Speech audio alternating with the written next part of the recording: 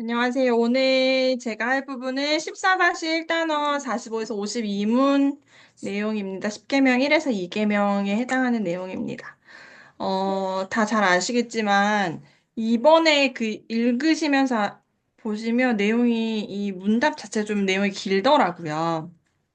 그래서 이게 저만 그런지 모르겠지만 내용이 길면 머릿속에 한꺼번에 확 이렇게 잘 안 와닿아서 제가 일부러 제가 다 읽진 않겠지만 한 번 더 글로 한번 써봤으니까 이거 보시는 동안 화면으로 한 번 더 읽어보시면서 기억해 보시면 좋겠다 싶어서 한번 다시 적어봤어요.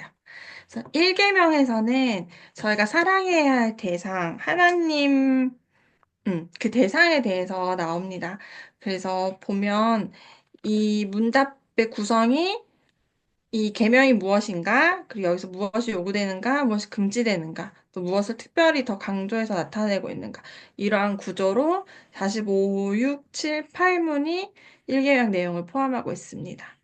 1계명 첫 번째에서 그 계명에서 요구하고 있는 것이 무엇인가라는 내용을 살펴보면 유일하신 하나님에 대해 알고 인정하는 것, 더 나아가 경배하고 영화롭게 하는 것을 요구한다라고 되어 있는데요. 이거는 소요리 문답 1문에 나오는 우리의 인생의 목적, 사람의 제일 되는 목적이 무엇이냐? 하나님을 영화롭게 하는 것과 그를 영원토록 즐거워하는 것입니다라는 이 인생의 목적과 내용이 같더라고요. 그래서 피조물에게 요구하시는 것이 바로 하나님을 사랑하는 것이고 그것이 피조물에게도 가장 좋은 상태이며 복된 상태라는 것을 이 1계명에서 하나님 요구하시는 내용을 보면서 다시 한번 알 수 있게 됩니다. 그래서 1계명에서는 또 무엇이 금지되느냐 내용을 살펴보면 하나님께서 요구하시는 것과 금지하신 것을 적당히 우리가 섞어서 함께 할 수 있는 것이 아니다. 금지하시는 것을 단호히 배척해야 한다. 라고 이 책에서 제시되어 있는데요. 뭘 금지하는 건가? 하나님 금지하신 거를 뭘 해야 되냐? 보면, 부인하, 참 하나님으로, 하나님답게 우리 하나님으로서 그 부인하고 경배하고 영광 돌리지 않는 것을 금지하신다. 그리고 마땅히 하나님께만 드려야 할 경배와 영광을 다른 자에게 드리는 것을 금지하신다라고 되어 있는데요. 사실 이게 좀 약간 추상적이고 막연하게 저는 좀 느껴지더라고요. 그래서 또 친절하게 이 책에서 대요리 문답의 내용을 엄청 정리를 잘 해주셨어요. 황희상 선생님께서. 그래서 근데 제가 이 정리된 표를 보니까 대요리 문답이 과연 어떻게 적혀 있길래 이렇게 정리를 해주신 건가 궁금해서 한번 찾아봤어요. 그래서 그냥 거기 표에 있는 내용을 똑같긴 했는데 저는 이걸 읽어보면서 저한테 이렇게 확 읽는 순간에 좀 와닿는 거? 제가 밑줄을 좀 그어봤거든요. 그래서 모든 것들이 다 저한테 이제 금지된 항목에 살펴보면, 생각해보면 다 해당이 되는 거이긴 할 텐데, 어, 저한테는 하나님께 마땅히 드려야 할 것들을 소홀히 하는 거, 또 하나님에 대한 무지망각, 자기 사랑, 자아 추구, 하나님을 신뢰하지 않는 거, 심판에 대한 무감각, 돌같이 굳은 마음, 육에 속한 아니라, 이거 생각하면서 제가, 아, 내가 엄청 육을 기뻐하기 위해 먹는가? 이런 생각이 들고, 또 엄청 합법적인 수단들에 대해서 우리가 합리화하고 있고 육적 기쁨을 즐거움을 추구하고 미지근함과 무감각하고 불만을 갖고 인내하지 않 이런 참 많은 것들이 저한테 해당되는구나 이것들 근데 이것을 하나님께서 금지하시는 죄이구나 이것을 대우리 문답에서 성인을 위해서 이렇게 친절히 자세히 적어놨구나 라는 걸 좀 잘 알 수 있었습니다. 그리고 1계명에 또 보면 나 외에라는 이 문구가 있는데 이 영어로는 before me, before my face라고 되어 있죠. 그래서 이거를 특별히 강조하고 있습니다. 이거는 이 강조하는 이유를 여기서 이제 설명을 하고 있는데요. 분명히 하나님이 요구하시는 의무와 금지하시는 죄들을 제시하였지만 여전히 우리는 금지하신 죄를 반복해서 행하고 있고 하나님도 섬기고 우상도 함께 섬기려 하는 문제가 있다. 이 말이 저한테 확 찔렸어요. 그런 우리들을 위해서 하나님이 그토록 간과하지 않고 매우 분하게 여기시는 분이고 그만큼 싫어하신다는 것을 보여줌으로써 우리를 경계하시는 것이다. 그래서 그렇게 하기 위해서 이 문구가 강조되어 있다고 적혀 있었습니다. 우리는 이 문구 덕분에, 이 말씀 덕분에 다른 우상들의 침투를 엄밀하게 경계하고 하나님을 사랑하면서도 무심코 우상을 섬기고 있음을 발견할 때 회개의 길로 나아갈 수 있게 됩니다. 다른 신을 섬기지 말라는 의지적이고 선언적인 요구에 더해서 나 외에라는 단어 자체만으로도 우리는 죄가 억제되고 죄를 짓고 있더라도 이것이 이제 고통으로 느껴지게 만든다라고, 어, 이, 이 이제 나 외에라는 것들을 특별히 강조하고 있더라고요. 그래서 이 계명을 통해서 우리가 경계심을 갖고 두려움을 갖게 되지만 이 경고의 말씀 때문에 안심하고 감사하고 나를 지키시는 자가 계시다는 사실로 인해서 평안할 수 있게 됩니다.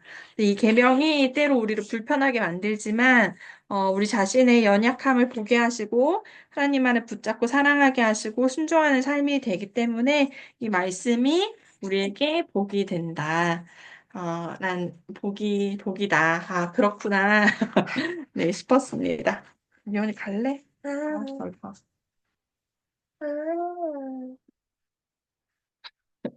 자, 두 번째, 우리 이계명에서는요, 사랑하는 방식에 대해서 나타나 있는데요. 두 번째 계명이 무엇인가? 이계명이, 이 문답이 좀 길더라고요. 두 번째 계명은 무엇인가요? 두 번째 계명은, 너를 위해 새긴 우상을 만들지 말라. 자, 이렇게 쭉 나와 있고, 또 무엇이 요구되는가? 무엇이 금지되어 있는가? 또 두 번째 계명에 덧붙여진 이유들이 무엇인가? 이 적혀 있는 이유들이 무엇인가라는 설명이 되어 있습니다. 어, 이 49문에서는 하나님만을 사랑하고 섬기되 사랑의 대상인 하나님께서 정하시고 요구하시는 대로 이 사랑의 방식에 대해서 설명되어져 있는 부분이었는데요. 이 책에서 저에게 질문을 하고 있어요. 하나님을 예배할 때 하나님을 기쁘시게 하는 예배인가? 그저 내가 좋아서 나의 만족을 위해서 하는 예배인가? 질문하고 있습니다. 생각해보면 때로 내 만족을 위해서 나의 어떤 감정적인 고취나 뭐 이런 것들을 위해서 예배하고 있는 때가 있었던 것 같아요. 그리고 우리 삶이 예배라고 할 때 우리의 전인이 우리의 모든 행동들이 순간순간 하나님 앞에서 어떻게 살아야 할 것인가 질문을 던지는데요. 그 답은 하나님이 정하시고 하나님이 요구하시는 대로입니다. 우리는 이 하나님이 무엇을 정하셨는지 하나님이 무엇을 요구하시는지 알아야 하는데요. 또 이런 질문을 또 이걸 읽다 보면 사람들이 많이 이제 하는 질문이 또 있죠. 하나님, 저를 사랑하신다면 하나님도 제가 원하는 방법대로 좀 사랑해 주시면 안 되나요? 이렇게 많이 생각할 수 있을 것 같은데요. 그 답은 타락한 인간이 할 수 있는 사랑은 한계를 가질 수밖에 없고, 하나님께서 하시는 사랑만이 완전하고 순결하기 때문에 우리는 결국 하나님이 원하시는 방식대로 인간이 따르는 것이 우리에게 복이라는 것을 알고, 하나님의 방식을 알고 지켜야 하는 것입니다.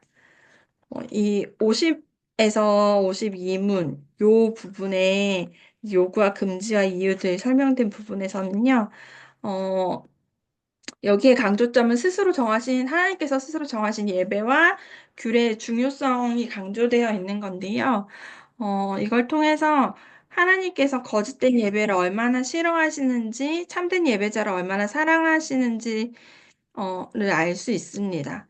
그래서 그렇기 때문에 우리는 교회의 예배와 규례에 담긴 의미를 알아야 하고 예배의 모든 순서들에 대해서도 잘 알아야 합니다. 그래서 그 예를 들어서 책에 적혀 있는 게 우리가 그리스도의 이름으로 기도하는 것이 무엇인지, 감사하는 것, 말씀을 읽고 전하고 듣는 행위의 의미가 무엇인지, 성례 공동의회 재직회, 장로, 집사, 목사의 의미, 노회, 총회, 건증, 금식, 맹세, 서원 등의 의미들이 과연 무엇인지 우리는 잘 알아야 한다라고 되어 있는데요. 이것들을 잘 안다면 우리는 하나님을 좀 더 하나님의 방식대로 사랑할 수 있다. 그렇기 때문에 우리는 이것들을 잘 알아야 한다라고 되어 있습니다. 또 금지하신 내용을 살펴보면 거짓된 예배에 대해서 우리가 거부하며 미워하는 마음을 가져야 하는데 우리가 그런 잘못된 예배를 드리고 있지 않은가 민감한가 경계를 지녀야 합니다. 그렇기 위해서는 우리가 바른 성경 지식을 또 알고 있어야 되겠죠. 네, 여기서, 어, 주의해야 하는 것은 저도 예전에 막 이런 성경 공부를 하고 교리 공부를 하면서 예전에 저도 참 많이 느꼈던 건데, 이런 것들 우리가 바른 것들을 배울 때 주의해야 되는 것은 남을 정죄하는 게 아니라 어떤 타자를, 어, 잘못되었다 비판하는 게 아니라 하나님을 사랑하기 원하지만 그 방식을 모르는 연약함이 있을 것이다라고 이해하는 태도를 가지고 또 올바른 예배와 규례의 회복을 위한 동기와 방식이 사랑에 근거해야 된다. 그리고 사랑에 의한 것이어야 한다는 것을 강조하고 있습니다. 왜냐하면 교회는 하나님의 소유이기 때문이죠. 어. 그리고 이제 대유리 문답에서는 이 이계명에 대해서 어떻게 설명되어 있는지 좀 찾아봤는데, 물론 책에도 표로 정리가 되어 있죠. 그래서 저도 이제 제가 또 보면서 대유리 문답에서 좀 저에게 와닿는 부분들을 제가 이제 밑줄을 좀 그어놨는데, 어, 이계명에서 예배 방식과 규례를 받아 준수하고 순전하고 그리고 완전하게 지켜야 한다. 라는 거 우리가 내가 이걸 잘 모르고 있는 부분이 있었구나. 이걸 잘 알아야겠다. 라는 생각이 좀 들었고 그리고 그 요구된 의무 중에 종교적 금식과 서원하는 것이 있다는 것이 저한테 좀 새롭게 와닿았어요. 그렇구나 좀 싶었고요. 또 거짓된 예배를 인정하지 않고 미워하며 반대하는 것을 무감각해 하지 않고 무지해하지 않고 이걸 열심으로 해야 된다라는 생각이 좀 들었고 또 금지된 죄들 중에서 제가 좀 제 눈에 이렇게 딱 들어왔던 거는 삼위 하나님 전부나 혹은 그 한 위의 형상이라도 한 위일지라도 내적으로 이거 뭔가 외적으로 이렇게 우상을 만드는 것이 아니라 형상하는 게 아니라 내적으로라도 우리 마음속에라도 그렇게 형상을 만들면 안 된다라고 적혀 있더라고요. 그래서 이걸 참 주의해야겠구나라는 생각이 들었습니다. 이런 것까지 적혀 있는지 몰랐어요. 그리고 또 어떤 명목으로든지 예배에 추가하거나 삭감하여 하나님의 예배를 부패케 하는 모든 것들을 어, 우리가 하면 안 된다. 그리고 예배에 대해서 태만한 자세를 가져서도 안 된다. 라는 것들을 알게 되었습니다. 그리고 우리가 이 계명을 보면서 그 황희상 지사님이 이 예배 모범 책을 참고 22조 참고해라 라고 적혀 있는데요. 우리가 이 부분을 읽으면서 그게 적혀 있는데 제가 그 예배 모범 책을 가지고 있어서 한번 찍어봤어요. 그래서 이 각 교단마다 헌법이 있고 헌법에서 그것들이 자세하게 각각의 이것들이 뭐 예배 순서나 예배에 대해서 그 교단마다 헌법에 제시되어 있기 때문에 이런 것도 우리가 잘 알고 있어야겠다라는 생각이 들었습니다. 이게 그 특강 예배 모범 22페이지인데요. 이게 교단마다 있는 헌법이라고 합니다. 여기에 이제 그 예배에 대해서 뭐 교회 정치에 대해서 이런 것들이 자세하게 적혀져 있는 거고 특강 예배 모범의 책은 잘 안 보시면 뭐 예배 뭐 이 예배 순서들 그리고 순서들 뭐 이런 것들에 대해서 되게 자세하게 상세하게 이 예배 모범에 대해서 알려주고 있는 책입니다. 저도 읽다가 덜 읽어서 만족하지 못한 책이긴 한데 이것도 우리가 같이 알게 되면 참 좋을 것 같다고 생각이 들었어요.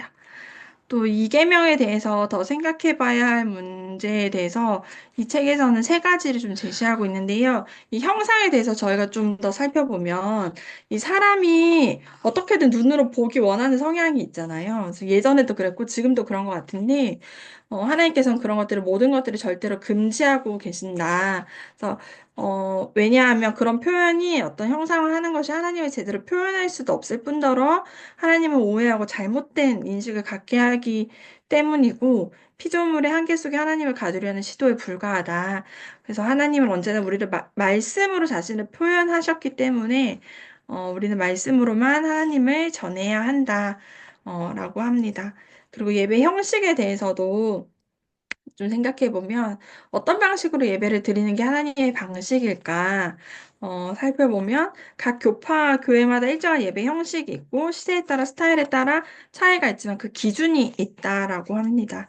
기준은 이 책에서는 이 성경 구절 말씀을 요한복음과 로마서와 사무엘상 말씀이 제시되어 있고 이것들을 기준으로 삼고 어, 예배 형식이 그러니까 예배 형식들이 규정되어 있다라고 설명을 하시는 것 같은데 제가 이 부분이 사실 잘 이해가 좀 안 됐어요. 이 각 교단마다 교파마다 예배의 형식들이 차이가 있는 게 그냥 이 성경 말씀들을 근거로 해서 기반으로 각 교단마다 정하여진 거다라는 설명을 하시는 건지 그게 제가 잘 이해하는 건지 이 부분 좀 의문이 좀 들더라고요. 아무튼 여기서는 이 말씀을 근거로 해서 우리가 좀 차이는 있지만 기준을 정해서 예배 형식들을 정해 놓았다라는 것을 설명하고 있고요. 또 예배 순서도 살펴보면 우리가 보통 대개 기원, 성경 낭독, 찬송, 신앙 고백, 목회기도, 성경 봉독, 설교 순서들의 이 순서들로 이 예배가 순서가 진행이 되는데 이 의미를 우리가 잘 알고 예배를 드려야 한다라는 것입니다. 살펴보면 또 특히 여기서 또 말하는 게 성경 낭독은 설교 말씀이랑 다를 수 있대요. 예전에는 이게 이 설교 본문과 다르게 초대교회에서 성경을 여러 그 성도들이 숙고하고 이해할 수 있도록 성경 낭독의 시간이 있었다고 합니다. 저는 아직 이런 것들 경험하지 못한 것 같아요. 이때까지. 그리고 신앙 고백을 하는데 이단으로부터 진리를 보호하기 위해서 성경의 핵심을 잘 정리해 놓은 신앙 고백입니다. 성경의 중요 부분이 분명히 선포되어 있기 때문에 우리가 이걸 한 구절 한 구절 진지하게 묵상하고 암송해야 한다. 신앙의 선배들이 진리를 보호하기 위해 노력했다는 것도 기억하자라고 되어 있어요.